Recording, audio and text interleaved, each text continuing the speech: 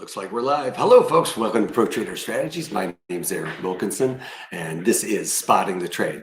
So what I like to do is go over the economic data, see how that's impacting the overall markets, and then ultimately we'll talk about some option strategies that we could implement into a portfolio based on those assumptions we come up with.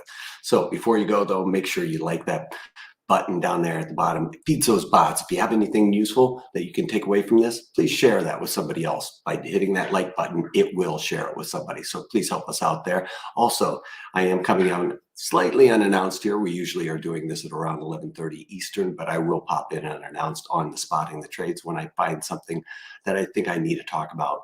And that is as close to real time as we can get it. So that's what we're trying to do here for you. So please make sure that you guys hit that little bell indicator as well. And throughout this video, I'm going to be checking on you guys to make sure that you're all clear concept. So feel free to reach over there and start commenting. If you want me to comment on something that you guys would like me to talk about, I'll be sure to keep an eye on that for you. All right, so without further ado, let's get on with the economic data. We've been talking about purchasing managers data coming in. That's across the pond so far. Well, we got our ISM. That was better than expected, really. A little bit lower, but above 50 is expansion, and that's what we're continuing to see across the pond there. Here in the United States, so we got some economic data in the form of the TIP business optimism. This is a gauge of the small businesses and their economic outlook. Well, that continues to wane, coming off at 43.9. That's the last 3 months in a row. We've seen that number below 50, which is contraction, not good to see. Building permits on the flip side, though, we did see expansion there. That was 4.3%, expected to be 2.2%. So a little bit better. That should give them maybe a little bit of a boost to the upside, but there's going to be that waning dark cloud that the business economic optimism was much lower than expected there.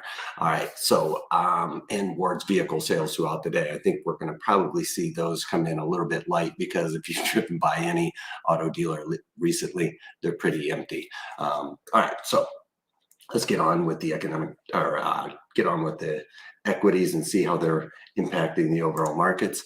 Make sure I got that shared. All right, we're good to go. And like I said, make sure you guys are smashing that like button if you have anything to take away from this whatsoever. Now, we've been talking about crude oil making a move to the upside or the downside. It was part of my pop and drop, if you guys remember, for those webinars, where we don't really necessarily always have the best market directional assumption going on, because with this particular trade here that we're looking at with crude oil, I used the ConocoPhillips for this trade, but a lot of folks calling for $100 oil. Well, I'm saying that the economic data isn't showing that robust of manufacturing data to cause this market to really move to $100 a barrel, at least at this point in time. I'm expecting it to roll back over towards the 70s and maybe even lower, test the $64, $65 a barrel area, which lines up quite nicely with our point of control here. So that is where the time and volume's been spent. That's where the markets are perceiving value at this point.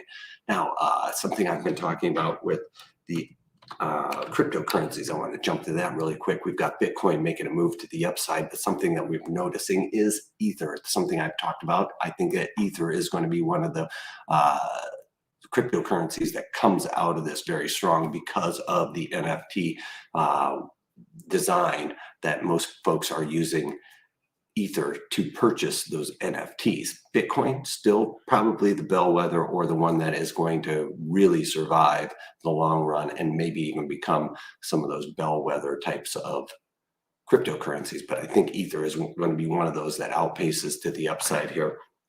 Now, if we're going to go over and look at gold futures, gold futures hasn't been able to make it back up into that 1800 handle. But one thing we have noticed here is that it is getting quite comfortable at the point of control, where the most time the volume's been spent. That's where the market perceived value.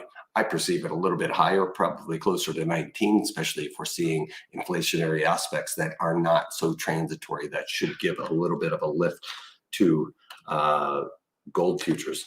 And then if we go over to the NASDAQ futures, we can see continuing to make moves to the all-time highs here across the board. I've been calling for the risk is to the downside for the most part in the E-mini S&Ps, and they're continuing to march right along this trend channel that we were using as a support. Now it's a resistance, folks. And until we get back into this trend channel, it is going to be overhead resistance. And I've talked about, I think that we're going to see some more corrections coming along the way throughout the rest of this year. And I think we're going to finish a little bit lower than we currently are in the next couple of months as we start heading into this Christmas season. Keep in mind, folks, there's not going to be any sales. The year-over-year sales is probably going to be a little bit lower, especially even if we discount the pandemic and go back to 2019. I think that those levels are going to be a little bit lighter. And part of that is just not having the inventory. A lot of folks are a lot of, like Mattel is flying in Barbies just to get them on the shelves. And I don't see that as working out very long going forward.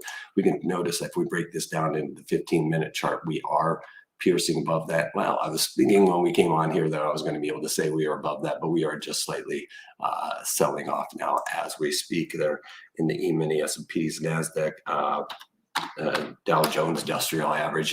This is one of the ones that I thought that was going to make the moves to the upside. Tech, I'm sorry, being a little bit of a lagger here.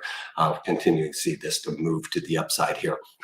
And then finally, I want to talk about Las Vegas Sands because we made a push yesterday up into that 41 handle. Now, remember, I have a working order on this to get out at 41.61, and that's about half of the order. During the whole life of this, if you guys remember, I was selling puts because I think that the casino sector is going to do very well with the opening up of gaming just about everywhere for the most part. So I think that the casinos are going to do very well. They've already priced in the fact that Macau is pretty much non-existent. And therefore, I think that the price is based on Vegas, and Vegas has been doing very well. So with this said, I had sold some 39 puts in there that we let get put to me. So I'm long this stock at 39, plus I got to keep a credit of around 46 cents or something. So all of that, my break even is just a little bit lower. You can see that if I'm long at 39, obviously this trade is doing pretty good, but I do want to pare back some of my position in this. And therefore I'm trying to get out of half of it at 41.61, not quite there yet. Thought we were going to get that hit this morning. It's a GTC working order. And then later on top of that, I did some covered calls. So covering half the position with this trade would allow me then to add a covered call strategy to the remaining balance that I have.